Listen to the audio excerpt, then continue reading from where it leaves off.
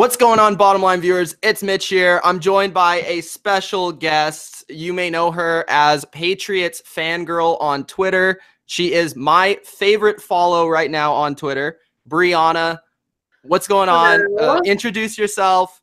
And all right. Yeah. So for those who don't know me, I am Brianna Pirre. Normally go by BSP if you follow my personal account.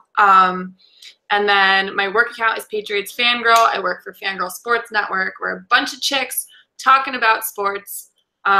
We have a girl for all 32 NFL teams. We have a girl for all, 30 basketball teams. And yeah, we're the movement right now. So whatever team you follow, I'm going to do a little bit of branding here.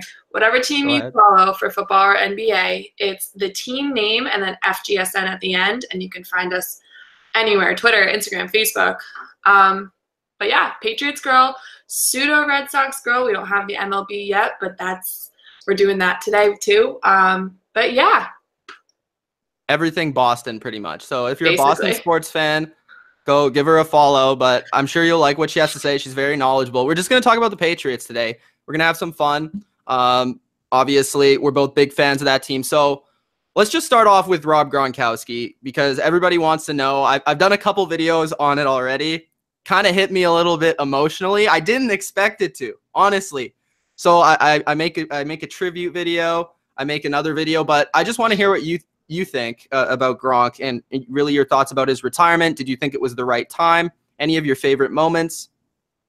All right, so let's start with what I think of the retirement. I think it's sad. I was sad. I know we're all, as a fan base, we're all very upset about it. But I mean, it's the right thing for him to do. He's so banged up. He's only going to be 30 in May? And when you think about 3 back surgeries by the time you're 30 years old, that's ridiculous. My dad just turned 52 and he has 1 back surgery. Like, it's crazy to think the wear and tear that he's dealt with and still played at such a high level, despite, missing a good portion of games because of these injuries. But still, I mean, when he came back, it was like nothing ever happened. And then after winning the Super Bowl, I think it was just the right time for him to say, hey, look, I had a great run. I got to play with the greatest quarterback of all time for the greatest coach of all time on one of the most historic teams over the last, 20 years? And it's the most historic team. Yeah. That's okay. You can say it. I don't want to brag too much. I don't. But non-Patriots fans hate when I do that, but yeah, I know. Good. I mean, it's the right thing for him to do, to go on his own terms. I'm sure it wasn't an easy decision. I still don't know if he's completely okay with it. And this is just my speculation. I'm not BFFs with him. I wish I was, but I'm not. I don't know. I could also see him potentially coming back, maybe doing the junior say-out treatment. Okay, hey, Rob, playoffs are in a few weeks. If you want to come back, we could sure use you. But I don't know. It's going to be tough to replace him, that's for sure. Yeah. We're going to talk about that in just a little bit, but I think to your point, Drew Rosenhaus's agent didn't bring up that he may think about coming back, even though Gronk never said a word about it. Personally, if he ever does come back, I think it won't be this year. I think it will be a year or 2 from now, because I think he'll realize, okay, I'm healthier now. I can move better than maybe even this past season. And maybe he'll feel like I can still go, I can play, and maybe those opportunities right away will not be as good as he thinks. I'm not sure, outside of football. I think it's really going to be for him, the first year, he's going to be full of opportunities, full of things to do. He won't really miss the game. But then after that point, we'll have to rediscover what he is going to do with his career. Right. That's something I think, kind of like the Jason Witten treatment, even though I don't think Jason Witten coming back is smart, but that's beside the point. I feel like he might go into maybe acting or even just endorsements for that 1 year. And then if that's the case, be okay, well, wow, life is kind of a lot more boring without football. I don't have, this constant sense of a team when it comes to just doing stuff by myself. And I'm sure Tom and Edelman are going to be in his ear. Yeah. But yeah, I don't know. I could definitely see that happening too, taking the 1 year off and then maybe plotting a comeback. But all I know is if he comes back after all of this emotional stuff I've dealt with for the last few days, I'm going to be pissed because I've done more crying over this retirement than like any breakup I could ever think of. It's sports and it's dumb, but yeah. So like for me, I can only imagine when Brady retires. Oh, like stop. It's going to be so bad. For everybody, I think it's going to be so bad. Yeah. It's going to be rough. We're going to have to go on full DEFCON 5. Yeah. So for Gronk, do you have any like favorite moments of his playing career or just like as a personality? Personality, I feel like just everything he did kind of made you love him even more. He was just like in all the press conferences when they played the Raiders in Mexico and he walks into his press conference after the game and he just looks at everybody and he goes, "Hola." That's the one thing that stands out to me because I watched it and I just cracked up. Like he's just got that personality that just pulls you in more and more. Playing wise, I was actually at the game versus the Colts where he broke his arm on the extra point at like the end of the game that he didn't need to be on. That was on special teams. Yeah. That was what? That was 2012? Yeah. Around Thanksgiving. He missed the playoffs that year. Yeah. Yep. Yeah, I was at that game. That is when they kind of all the hype surrounding Andrew Luck being the next Peyton Manning coming into Gillette and trying to beat up on the Pats was there, and Brady and Gronk were just like, yeah, buddy, that's not happening. Yeah, that's one of my favorite memories, just because like I was with my family for it, and it was like one of the very first vivid memories of him I remember actually being there. Except the whole arm breaking thing wasn't good, but yeah. So that's your biggest memory? I think for me, mine is probably the 2015, even though they lost the game, I guess it would be called the 2016 AFC Championship game against the Broncos, just because that was against one of the greatest defenses of all time in the Broncos that year. And then he still goes out there, and he's the only player that's really doing anything for the Patriots at all. They had both their tackles out. They had Steven Jackson at running back. Edelman was hurt, sort of, and he also was matched up with Chris Harris, so he wasn't really going to do much anyways. So you have Gronk, and he's just going out there and balling, like catching passes over 3 guys, catching that 2-point conversion over like 3 different people, that 4th down conversion. Barely, too. He was this close to being out of the back of the end zone. Brady like chucked it up there. So yeah, that's my favorite memory. Even though they lost the game, it just showed to me that one singular game how dominant a player he was and truly how talented he was. In terms of the personality, you're right. Like everything about him was just awesome. And he would just bring up, he was so different from all the other Patriots that it also made him stand out in a way. Right. So, all right. So moving on from really what Gronk was as a player, as a personality, let's talk about replacing him. So the draft's coming up. There's not really any free agents that we can discuss. Jared Cook's gone. He's going to the Saints, even though the Patriots tried to sign him after the fact, it seemed like. And then Austin Seferian-Jenkins is like the best name out there right now. Do you like anybody in the draft? Do you think they could potentially make a trade in the draft or even a receiver? Like, who do you think should replace Gronk? So I am very, very big on that kid out of Iowa, Hawkinson.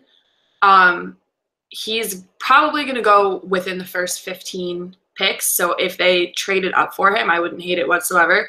I've watched a few, I guess, highlight tapes of him, and he has all the makings of a Patriots tight end. He's not like a Travis Kelce where he's like just a glorified wide receiver, like a bigger wide receiver. There's this one video. It's obviously on Twitter, but I remember I made sure I reposted it because he is just taking a defensive lineman and pushing him back a solid 15 yards and pancaking him. And that's something that as a tight end, you need to be able to do. Like, I don't understand people that try to do the who's the best tight end in the league argument, and then they talk about guys like Kelce who don't block. That's your position. You need to be able to block. Yeah, it's tough because tight ends aren't tight ends. Like, tight ends are slot receivers or like bigger receivers, basically. Yeah. What basically tight ends now are like what Brandon Marshall was in like a couple of years ago. So it's a tough conversation to have just in itself. But I agree with you with Hawkinson. I watched him the other day. Like I went through a lot of his videos, his tape and stuff. I was just really impressed because it's hard to find a tight end nowadays who is great all around. Like is just great as a blocker, great as a receiver. He also was deceptively fast. Like he had a lot of athletic traits. He was hurdling people in his highlights. So he is very athletic. Fan, I haven't been like super into like his highlights yet or his tape yet, but I'm going to look into him. I know there's a couple of other options. It's a pretty deep draft in terms of the tight end position, but if they were able to land Hawkinson, I think that's the one I would really, really like. Yeah. And Fant is good too, but I feel like if you're going to make me pick one or the other, I'm definitely going to say trade up and get Hawkinson. Like you have to. Fant kind of seems like more of the Hernandez type of player. Yes. And even in some of like the tapes, like I would go through like a whole game and Hawkinson, I think I went through the whole Wisconsin game and Hawkinson was just way more dominant and just you could notice him more because he did more. Like you would have him in the backfield as a fullback. They would have him as a slot receiver or out wide in the red zone or as the inline tight end. And then for Fant, he's kind of playing like a receiver role. So it just seemed like Hawkinson was used more, which I think the Patriots, would like a little bit more. So potentially they could trade up for him. Any receivers that you are really interested in, like on the market in terms of potential trades or in the draft? Would have liked to trade for Odell. That would have been nice. I'm a huge Odell fan. So that apparently was on the verge of happening. And then again with AB, the audio from that phone call, it's so frustrating. Like I don't understand. I feel like I know free agency isn't really when the Pats like make the big splashes and stuff. I don't know. I feel like even when it comes to the trades, like they've been swinging and missing a lot. And I don't know if that's because people are reluctant to come to New England because Tom Brady's on like his last couple of years, or honestly, it really could be the Robert Kraft thing, which whatever. I think it's more the Patriots.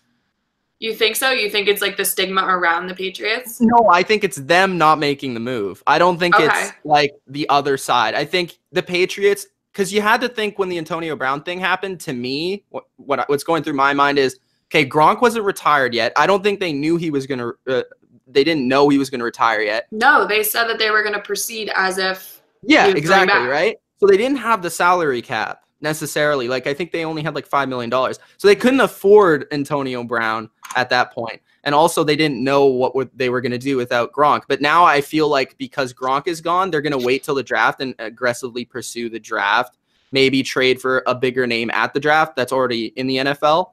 But yeah, Antonio Brown, that conversation, because it really seemed like Rosenhaus too was like pushing Eagles or Patriots. Like it was one of those teams. So that was frustrating. And obviously, I think if you could get Odell for anything, like probably less than, honestly, like I would trade him for the first overall pick. I know I'm crazy, but he's already an established receiver. And in my opinion, he's the most talented receiver if you give him the right opportunity. So I would have done the Odell move too. They had the picks too. They had the draft picks to use to get them. So you have to think, because they don't draft a lot. I don't know. I feel like the draft this year is going to be more sore.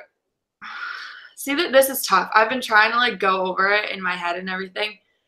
It's going to be more along the lines of getting, defensive line help, I think, because there's that kid out of Clemson. Oh, what's his name? This is going to drive me nuts. His first name's like Dexter or something. No. Oh, Lawrence. Yes. Yeah. If they can somehow get him, I'd be on board with that 100%. But who could they trade for receiving wise? Like, I know the name AJ Green has been floated out there. Yeah. I don't know how you feel about that. I would love for them to trade for Emmanuel Sanders, but that doesn't seem like it's going to happen because I always feel like he's been a perfect fit for the offense. Other than that, I don't really know who's on the market. I feel like the Giants could be dumb and trade Sterling Shepard, but he's not necessarily like a great receiver. Right. I don't really know necessarily, but I'm sure there are ones out there. I don't know if you saw Marquise Goodwin like commented on. Yes, I did. Yeah, he's good. I like him. He's a burner, so I don't know.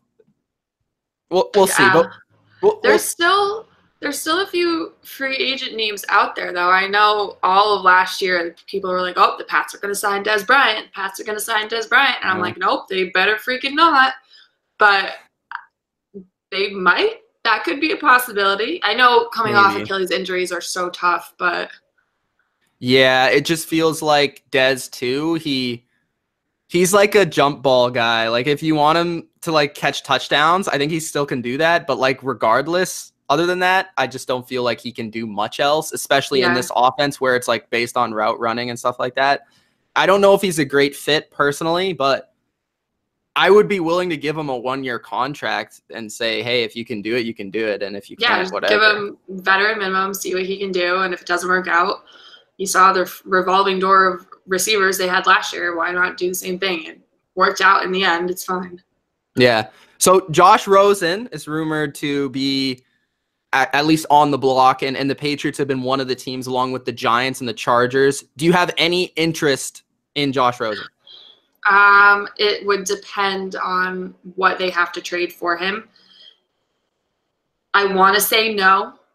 I feel like, I don't know, just watching him, and I know it has a lot to do with the team that he was on and the system that he was playing in, but I don't know. Even in college, I wasn't a big fan of his. I don't like his style of play. I think if they're going to go out and look for the successor, it's going to be Will Grier. I think that's who has the biggest upside. And you can draft him. Like, you don't have to give up picks to get him. You can draft him. I don't want to trade assets for Josh Rosen because I don't think it'll work. And the whole chip on his shoulder thing, getting picked, like 8th in the draft or whatever last year, that turned me off. I was over that real quick. I was like, all right, bro, you're really not that good. We can relax here. Yeah, he was a little overconfident, it seemed like. Yeah. In terms of Rosen, I was never a huge fan of him like coming into the draft last year. I always felt like he was like the 4th or 5th best quarterback in the draft because he lacked mobility, and I just felt like he was a little bit inconsistent in like his reads. He just was very prone to throwing like interceptions and getting injured as well, which I don't like. In terms of quarterbacks in this draft, honestly, my game plan, and I always talk about this, I feel the Patriots should just suck for 1 year and draft first overall. I think it's worth it. Like they've gone through honestly, I think they've gone through so much winning. Just suck for 1 year, draft a good quarterback. Like once Brady retires, just suck. And then get a good quarterback. I don't think it's, unless you can find that gem in the 3rd round or whatever, I don't think it's worth it to pick a guy at 32 or wherever if Brady is still playing for the Patriots, because you still want to win while Brady is on the Patriots. So I'd rather like acquire one of those D linemen or somebody like that can help the team right now, as opposed to a quarterback that you're building for the future. I'd rather just sell out and do that way. I kind of get it. I kind of disagree. I think the best way to do that is to have somebody under Brady for a little while, just to like learn like what Jimmy Garoppolo was supposed to do. Yeah, he didn't really learn. That's the thing. Yeah. I don't know. I think that's the best way to do it, though. I don't think letting Brady retire and then bringing somebody in without, like, obviously you can still go back and look at film, but it's different when you have that person there. And I'm sure Brady will do probably what Mayo is doing after he does his years of family time and whatever, and come back in you think so? Yeah, I don't think it would be a coaching role, but it might be like an advising role, like what Poppy's doing with the Sox. Okay. I don't know. I think that's the best way to go about it, though. Like, have somebody under him, even if it's just for a year. And then you can be like, all right, your turn. Go ahead, and we'll fix what we need to fix. See, I think it would only work if it was just his last year. I think he's too competitive. I don't think he wants to, like, actually hands-on teach the quarterback of the future. Oh, yeah, for sure. Unless it's the last year of his career and he knows that he's done after this. So he has nothing else to like prove. Because he's way too competitive. I feel like that competitive aspect, though, would help like a rookie quarterback, though. Be like, all right, this guy's a psychopath and he's done all this winning. Like, maybe I should follow the same footsteps and I'll be the same way. And competing with each other in practice, like, get Brady pissed off in training camp.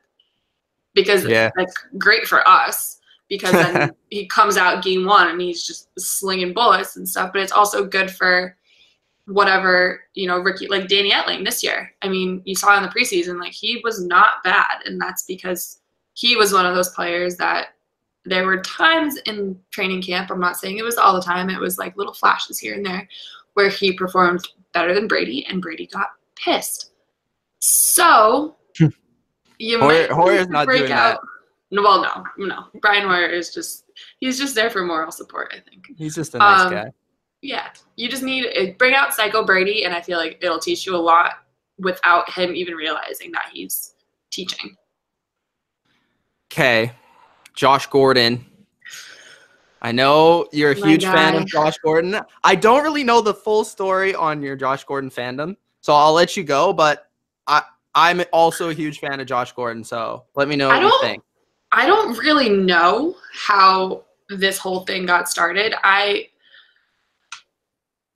His career has been so insane when it comes to all the suspensions and stuff, and I think it started after he got traded to the Pats, and I did all my research, and I put out a blog about, will this work? And just reading up on his life and everything, it kind of opens your eyes as to how he works, I guess. He's not a bad kid who just like can't say no to drugs. Like, he was brought up without his parents around, in a really, really bad area. He started self-medicating when he was in middle school. Like, when I think of myself in middle school, I was like this awkward little thing that was like taller than all the boys, like playing sports and stuff. When he was in middle school, he was like popping Xanax and drinking codeine and stuff like that. Like, it's awful to think about. And then you saw him come into New England, and he came in with open arms. He was ready to accept whatever he needed to accept to get done what needed to be done, and that was winning, and that's what they did with him. And he was so receptive to the guys on the team, and I feel like the team really did everything possible to make it work. And unfortunately, it didn't. It would have been nice to have him in the Super Bowl. I feel like it would have been a much more high-scoring game if they did. I think they would have blown the Rams out if they had him. Because just the fact that he was an outside threat, he would have opened up the whole game.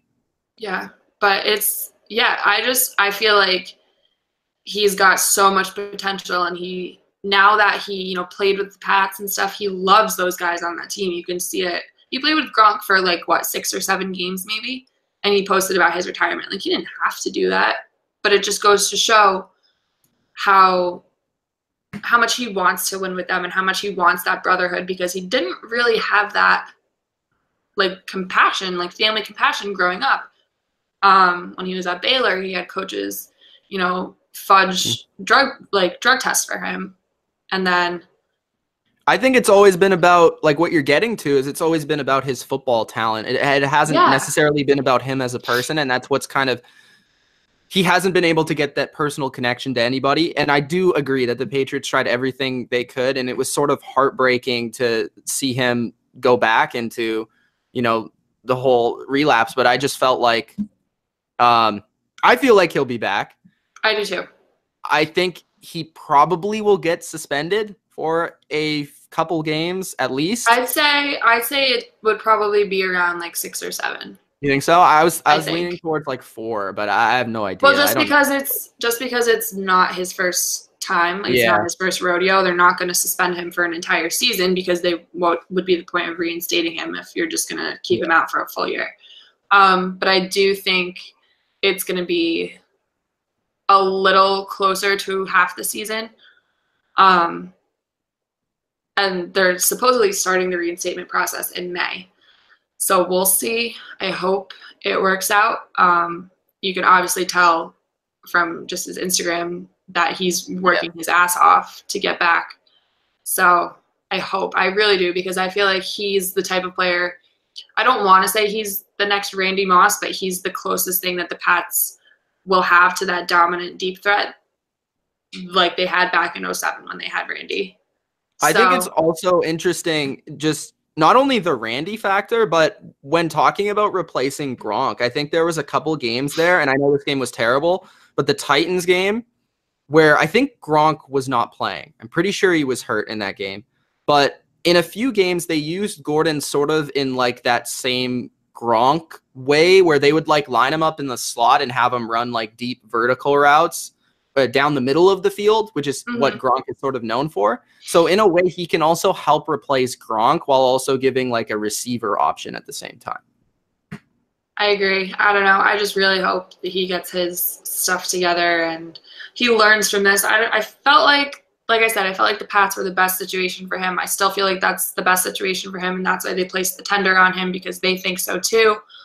I don't think any other team would go to the length of what they would do for him the way New England has, even though they lost their life coach, basically. I don't think, I don't think that's going to be that big of a deal when you have pretty much the same locker room of guys that welcomed him with open arms to begin with.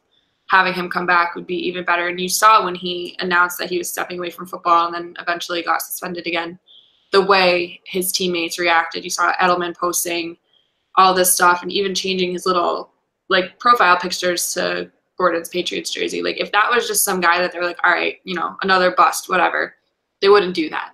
So you just got to keep your fingers crossed for the guy and realize that it is more than football. It's his life. And he's only 25 years old, and he's dealing with all of this at 25 years old. So, but in terms of football, yeah, having him back would be great.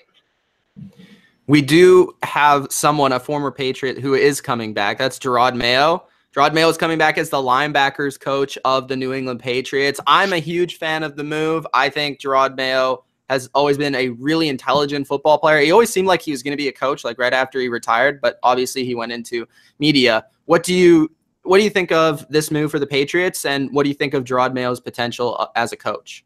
I love it. I think it's a great decision. You saw, I think it was Teddy Bruschi and I want to say it was Seabass that commented on his picture saying you were already a coach when you played. This makes perfect sense. They used to call him Bill because after Bill walked away, you had Coach Mayo right there. No, it's a great move. And then when you think of how dominant he was as a player and all the knowledge he has, and you try to translate that into Dante Hightower and Kyle Van Noy and now Jawan Bentley, who I am so high on. That's my guy. I love him. I think he has so much potential. When you translate that into them, I think it's going to be huge. They're going to be probably the best linebacking core in the league if they aren't already. Yeah, they're very deep. When last year came around, I was like, why are they not signing like a linebacker? This is terrible. Hightower at the beginning of the year was very shaky. Yep. He didn't seem like himself. But I think with Bentley there, just from an on-field perspective, and Mayo helping him is going to help a lot. But Bentley being there in the middle of the defense and then allowing Hightower and Van Noy to be like more of an edge player is going to really help the defense as well from an X's and O's. So hopefully Bentley can stay on the field. And I think Mayo is going to be awesome. And you brought up some great points there. I didn't even know that Bill story, so that was nice. Okay, we'll wrap it up with this. Patriots Week 1 opponent. Who do you think it's going to be, and who do you want it to be? If the NFL was smart, it would be the Browns. Yeah. That's just got all the flash and the flair to it. You've got all the young kids in Cleveland, which if that doesn't work out, I wouldn't be surprised. There's so many egos there that if it blows up, I'm calling it right now. It's March 28th. If it eventually happens, remember this day. Not to say that it's not a good situation for them, because it could also go very well. But if the NFL was smart, they would schedule that game as that Sunday night game. I think, I don't know who I would want it to be. I'm trying to think. Didn't you just say the Browns? No, that's not who I want it to be. I said if the NFL is smart, that's who it should be. I don't know. I guess I could say I want it to be the Browns. I'm trying to think of all their home opponents this year. They do play the Cowboys, I think. Okay. The Chiefs. They play at Lincoln Financial when they play the Eagles. That would have been fun. That would have been good. Playing there, though, that's going to be a adventure and a half. Yeah. Yeah, I don't know. I guess I'll go with the Browns just because that's the only thing I can think of right now. And it'd be fun. That'd be a lot of fun. Yeah, my pick's the Browns. I don't want the Chiefs just because I feel like I've seen it so much, even though I've seen it twice. And I know I'm going to see it in the playoffs most likely. And then when it comes to the Cowboys, I think the Patriots are far better than the Cowboys, even though the Cowboys are okay. And I also think that you could schedule that in like week 7 and it would get ratings. So it doesn't really matter. The Browns, though, how much better would it be if Josh Gordon was playing? Oh, it'd be so great. That'd be, if they had the same coaching staff, it'd be even better just so you could be like, hey, yeah, look what we can do. Yeah, but no, he's not going to be playing for the first month or two, which is unfortunate, especially depending on the schedule once it comes out. And then with the Chiefs, I don't want the Chiefs to open up with the Pats because the last time the Pats won the Super Bowl and opened up with the Chiefs, they lost. I was there. True. It was awful. Hightower, that's the game that he like initially tore his pec. Amendola got popped on a punt return. It was just rough. It was a rough scene. So I don't want that to happen. That can be like a Monday night game in, week 10 or something like that for all I care.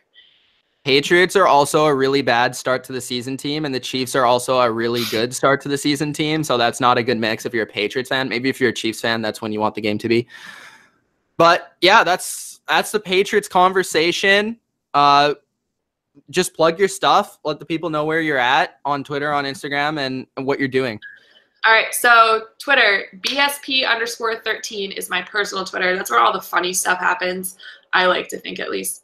That's where it's a little more, I don't want to say vulgar, even though it is probably the best word for it.